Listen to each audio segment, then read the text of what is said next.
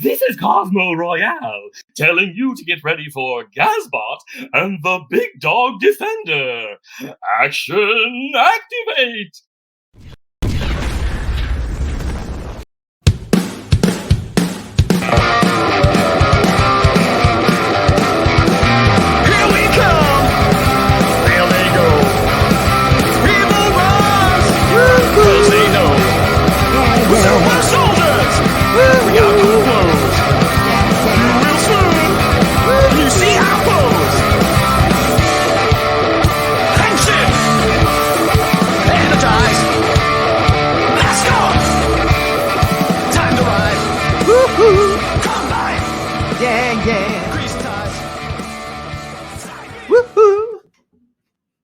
Yeah. Oh, hi. So anyway, I'm Gazbot. That means this is Action Activate, and if so, then... Hello, it is I, the Big Dawg. Big Dawg. Welcome back. I feel like it's been a dog's age since we did a review of this nature. It has, and it's funny that we unintentionally went full gray today. Oh, yeah, look at that. Look at us. What's your shirt? Hakuna Matata. You're going 90s, I'm going 80s. I got the 80s crew. But I got a lion. It fits. It fits both of us quite well.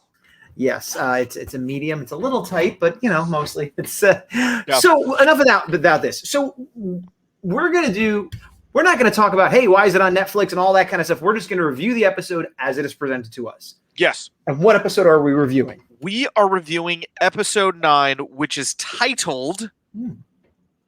Oh, Phoning Home. Thank you. I didn't remember. I was getting ready to share the screen if we needed to. So I was like, well, he's got this for a minute. Let me look over here. So initial thoughts, and then obviously we're going to dive in. We'll start with you. Good episode. Oh, that was all right. I thought it was a good one to come back to. Set some stuff up, followed up on some things. Yeah, a good episode. That's my initial thought. Good episode. Yeah, I would say I like it fine. And I feel like when we dive into it, I'll like it more than when I came in. Interesting. I feel like I could possibly like it more, but I'm more likely to go down. And not that I think this was an A+ best episode I've ever seen, but I generally liked it. I had very few gripes. So if you bring up some gripes I didn't think of, it might bring it down. Yeah. Well, let's quit yapping about it and let's just discuss it. So one thing I did like is, and the gaps really helped me with this.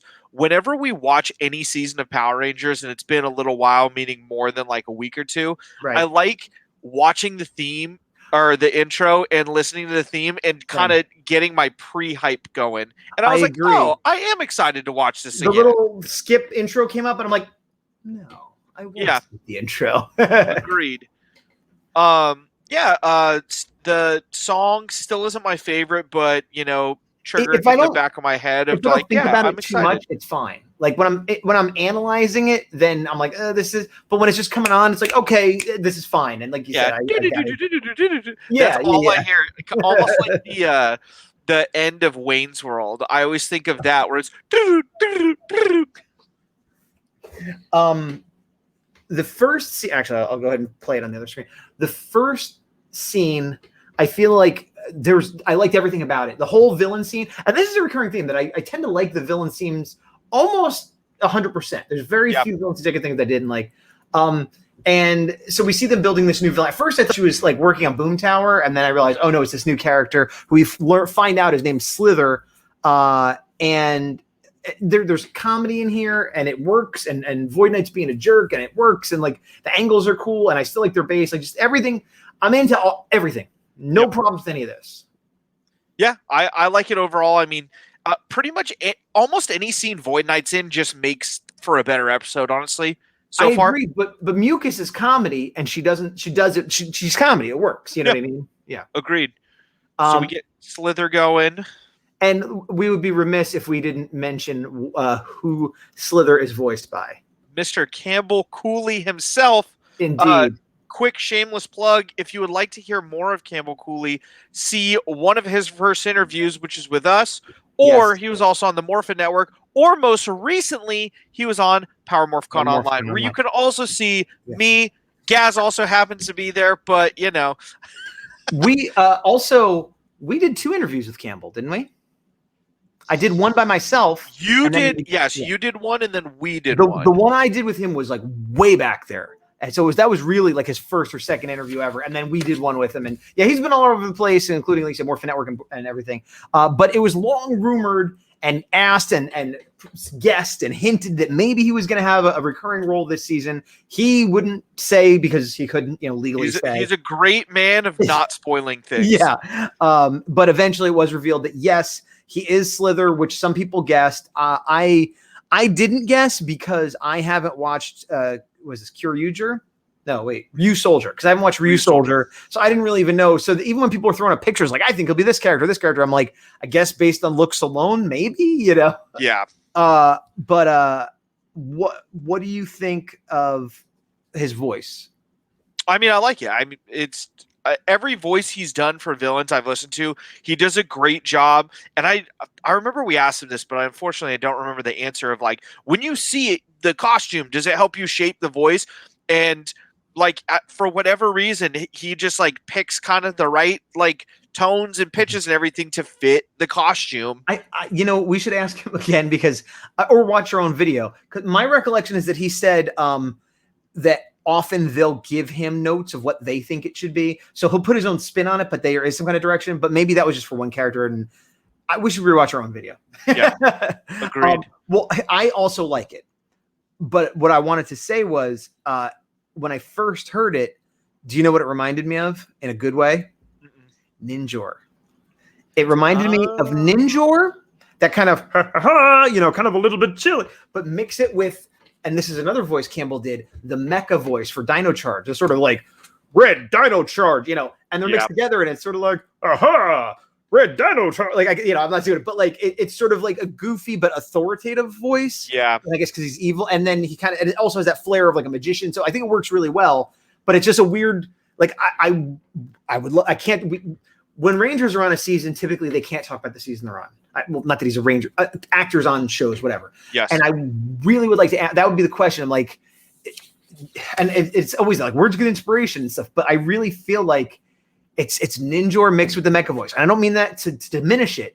It's like, oh, that's perfect because it's just like making a goofy character. It fits Power Rangers in that sense. And for those who don't know, I love Ninjor. So there is nothing pejorative about this. I was like, hey, this reminds me of Ninjor, So yeah, I was very, I like you said, I like all of his voices. In terms of characters, I mean, Scrozzle was a fun character and a good voice, and Snide was like this badass and stuff. So those are the two that like always stick out, and all of his characters have been good. This might be one of my favorite of his voices. I mean, it remains to be seen where we go with it. Yeah, but it's a lot of fun, and part of that, all credits Campbell, but part of that is the script and the lines he gets to say, which I'm kind of skipping ahead, but he has a lot of funny lines that work. And it's been a while since we had a villain that was funny that worked, and it wasn't just like a blundering, oops, I break everything and I fall over, but like kind of Spider-Man-y, quippy in the middle of battle, and I like it. I like it. Yep, I agree. Honestly, you were saying a lot of the same things I was thinking. I couldn't remember specifically who it reminded me of, but I mean, you get the top hat, little throwback to Cosmo. This is episode 9, correct? It's not, isn't it? Yeah, you're on 10. Okay. I was like, this doesn't... I feel like I'm getting the two confused, but yeah, okay. Did you watch episode 10? No. I didn't watch episode 9. Oh, come on. This is so awesome. That makes sense. That makes a lot of sense. You know why? Because I'm going to skip ahead. I'm going to keep recording because whatever. This is going up. Oh, I just lost the whole thing. He late in the episode. A character shows up.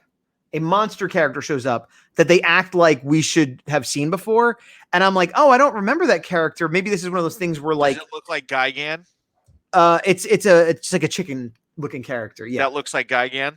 I mean, I wouldn't describe it that way, but if you want to describe it that way, I'm not saying you're completely wrong. That was my notes. Yep.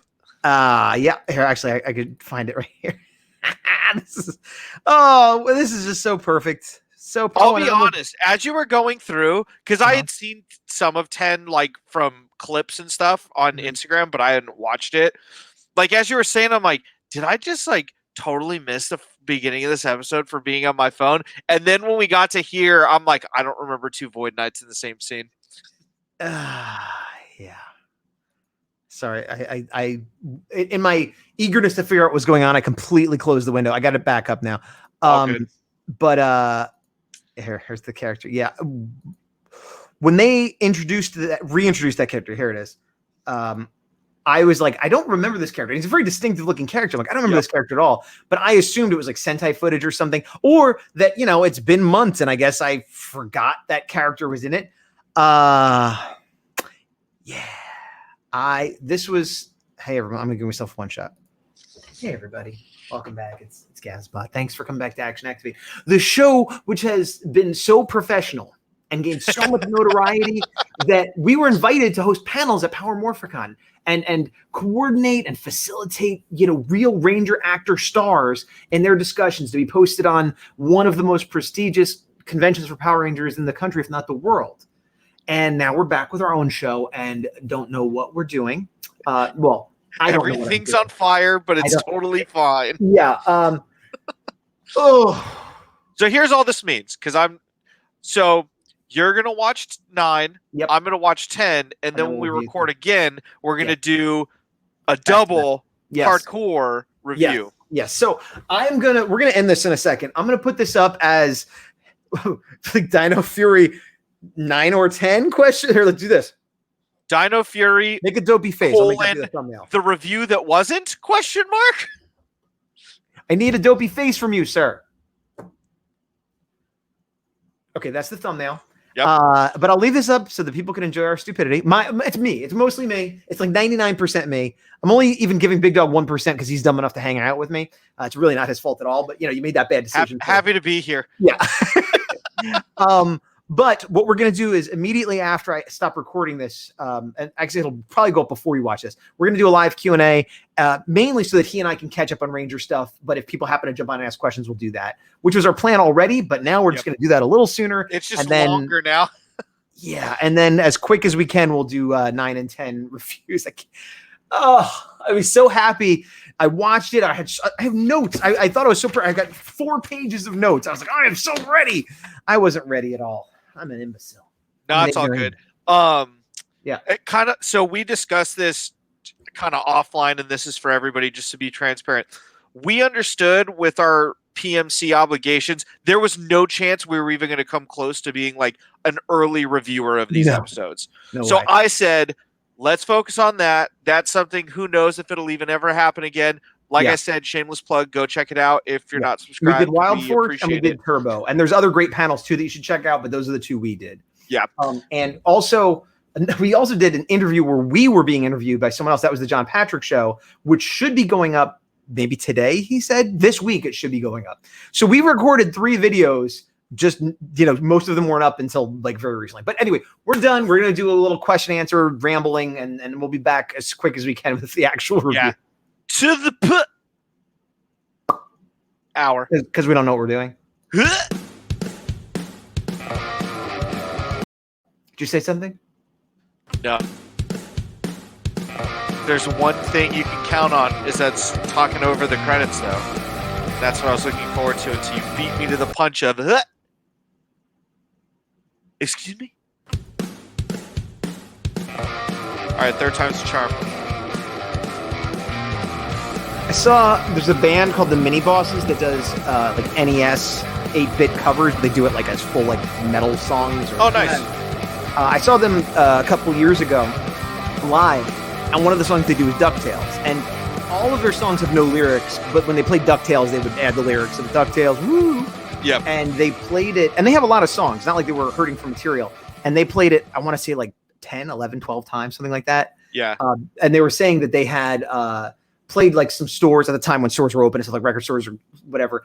And it was every show they were doing on that tour, they were like, oh, we played it twice. So we're trying to beat our record each time. And so whatever place they had been before was like 11 and we were 12. And then just like they'd play a song or two and they'd be like, Here's DuckTales again. And like, DuckTales. yeah, and it definitely went up and down, where at first it was kind of fun, and then I was like, oh, enough of this. But then by the end, it was like, do it as much as you can. We don't care. We're with you. We're with you. Happy to be here. I'm not saying that's what I'm doing, but You've already beat the sorry, what? The record shattered. It's been broken. No. Let's go to the live chat. You're just cutting into the people's time now. All right, bye, everybody.